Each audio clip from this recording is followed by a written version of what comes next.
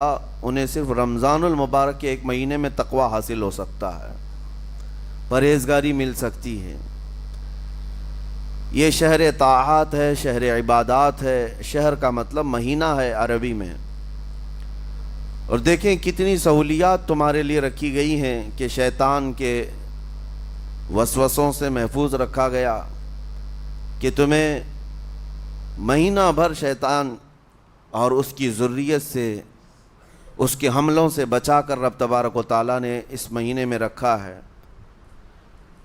تو اب میرے عزیزو، تھوڑی سی محنت کی ضرورت ہوتی ہے تاکہ ہمارا دل پاک ہو جائے۔ تھوڑی سی اور محنت اس میں کر لی جائے تو انسان کا باطن پاک ہو جائے۔ تقوی کیا چیز ہے اور اس کا حاصل کرنا کیوں ضروری ہے، میں آپ کو بتاؤں۔ تقوی کا مطلب سب سے اہم چیز یہ ہے، اللہ کا خوف۔ یہ بنیادی چیز ہے، یہ بنیادی چیز ہے، اور یہ اگر بنیاد ہے تو ہر عمل میں آپ کے تقوی حاصل ہو جائے گا۔ نماز کیوں پڑھتے ہو؟ نماز ایک ڈیوٹی سمجھ کر کے پڑھتا ہے تو کوئی مسئلہ ہی نہیں اس کا، یعنی وہ ڈیوٹی ادا کر رہا ہے۔ لیکن نماز میں اگر خوف خدا ہے، اللہ کے ڈر سے پڑھتا ہے، یہی تقوی ہے۔ روزہ کیوں رکھ رہا ہے؟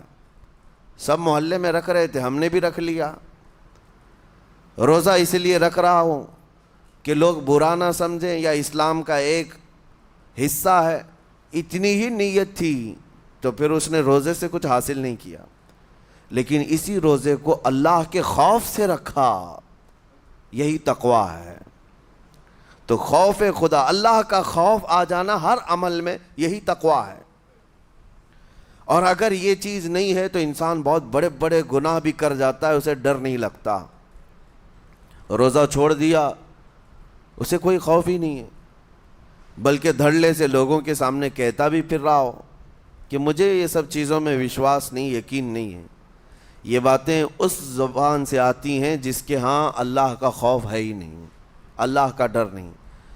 اسی لیے قرآن میں اللہ نے فرمایا لعلکم تتقون، تم پر روزے اللہ نے فرض کیے ہیں تاکہ تمہیں تقوی مل جائے، اللہ کا خوف۔ اور یہ کتنی اہم چیز ہے میں آپ کو بتاؤں، خوف خدا۔ خوف خدا کا مطلب کہ اللہ کا ڈر، اللہ کا خوف، یہ تمہاری پوری باڈی کو صحیح کرتا ہے، اندر سے بھی باہر سے بھی۔ خوف خدا، تم ہر قدم پر اگر یہ سوچتے ہو کہ میرا رب مجھے دیکھ رہا ہے، جیسے کہ آپ کو پتہ ہے حدیث پاک میں حضور صلی اللہ تعالیٰ علیہ وسلم سے پوچھا بھی گیا، احسان کیا ہے، یعنی نیکی کس کو کہتے ہیں؟ حضور نے فرمایا تم نماز ایسی پڑھو یا عبادت ایسے کرو جیسے تم اللہ کو دیکھ رہے ہو۔ اور اگر یہ نہیں ہو سکتا تم سے تو اتنا احساس تو رہے کہ اللہ تمہیں دیکھ رہا ہے۔ تو ہر عمل میں تمہارے یہ سوچ آئے کہ مجھے میرا رب دیکھ رہا ہے، تمہارے قدم سنبھل جائیں گے۔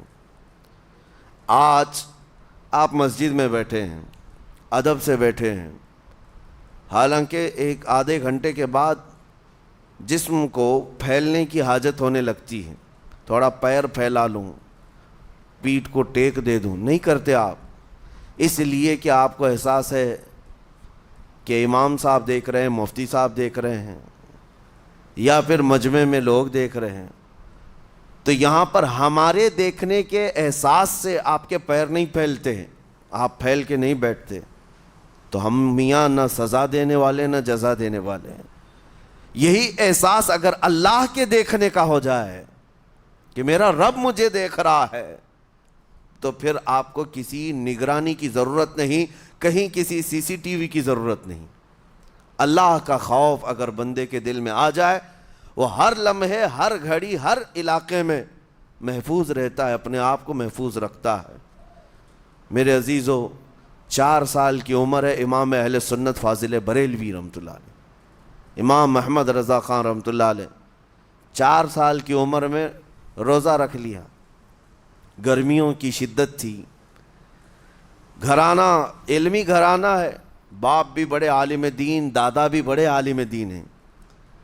4 سال کی عمر میں روزہ تو رکھ لیا، اور جب تھوڑی دوپہر ڈھل گئی، اچھوں کی حالت دھوپ کے دنوں میں خراب ہونے لگتی ہے، تو شام ہونے کو قریب تھی کہ ایک کمرے کے اندر دادا محترم نے پوتے کو بند کر دیا اور کچھ پھل فروٹ ساری چیزیں اندر رکھ کر کے دروازہ باہر سے بند کر لیا. کہا بیٹا کھا لینا, میں کسی کو بتاؤں گا نہیں, کسی کو نہیں بولوں گا. 4 سال کی عمر ہے, تمہارا روزہ بھی رہے گا, کھا کر کے تھوڑا پیٹ ہلکا کر لینا. تو یہ دروازہ بند کر کے دادا محترم چلے گئے. کافی دیر کے بعد دروازہ کھلا تو وہ پھل فروٹ ویسے کے ویسے ہیں, بچہ ویسے ہی بیٹھا ہوا ہے. امام احمد رضا رحمۃ اللہ تعالی علیہ, 4 سال کی عمر کی بات کر رہا ہوں. دادا نے آ کر پوچھا بیٹا کھائے نہیں, دروازہ بند کر لیا تھا. تو 4 سال کی عمر میں مولانا امام احمد رضا کہنے لگے کھا تو لیتا لیکن ہر گھڑی میرا مولا تو دیکھ رہا ہے, جس کے لیے روزہ رکھا وہ تو دیکھ رہا ہے.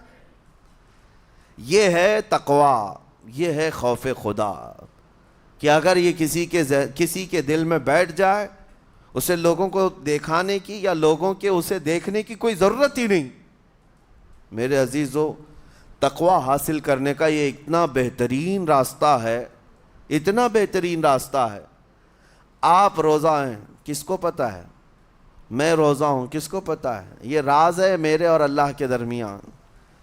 آپ روزہ ہیں, یہ راز ہے آپ کے اور اللہ کے درمیان.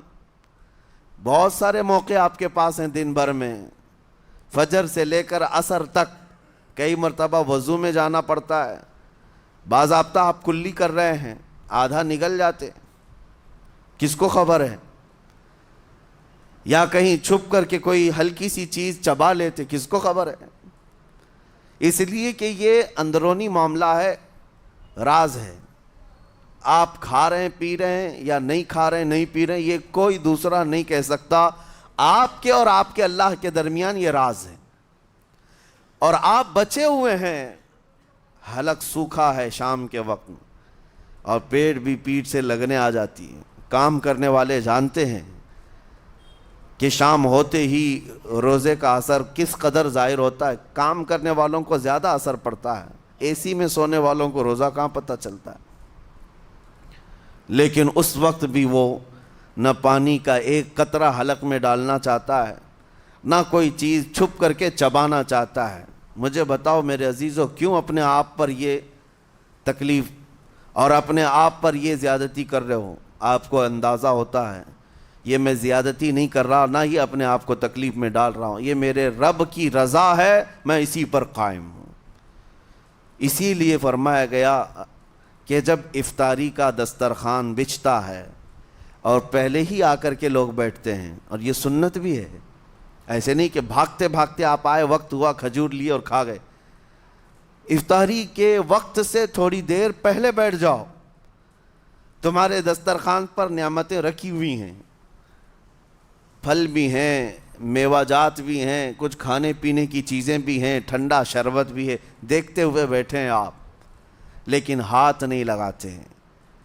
انتظار ہے وقت کا کہ ادھر سورج کے غروب ہونا ہے اور میری افطار ہونی ہے. اعلان سنتے ہیں, اذان سنتے ہیں, اس کے بعد آپ اٹھاتے ہیں, لیکن اتنی دیر تک آپ خاموش بیٹھے ہیں دسترخوان کے پاس, سارے لوگ دیکھتے رہتے. یہ وہ منظر ہے جس کو فرمایا گیا رب ذوالجلال بھی اپنے بندوں کو دیکھ رہا ہے, رب تبارک و تعالیٰ بھی دیکھ رہا ہے اپنے بندوں کو.